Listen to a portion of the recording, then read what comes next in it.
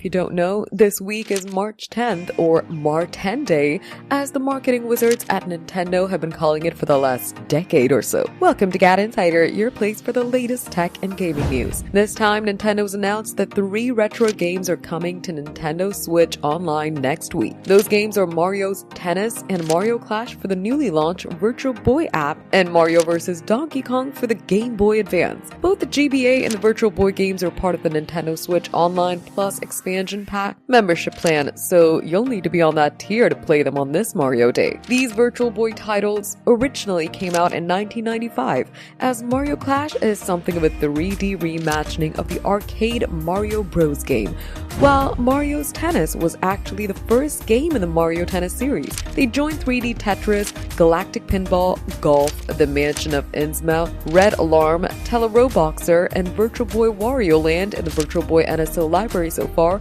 with more titles on the way. Remember that you'll need either the $100 Virtual Boy replica or the $25 cardboard headset to play them on your Switch. Meanwhile, Mario vs. Donkey Kong for the GBA is a more unexpected addition, not least because Nintendo remade the charming puzzle for Switch just a few years ago. Having the source material available on the console is obviously nice. There are other still absent Mario games, like the Mario Tennis Power Tour from the iconic handheld's enviable library the fans would like to see soon. So be ready on March 10th to celebrate Mar-10 Day the Nintendo way. For more tech updates, subscribe to GadInsider, like and share the video, and don't forget to press the bell icon so you never miss any update.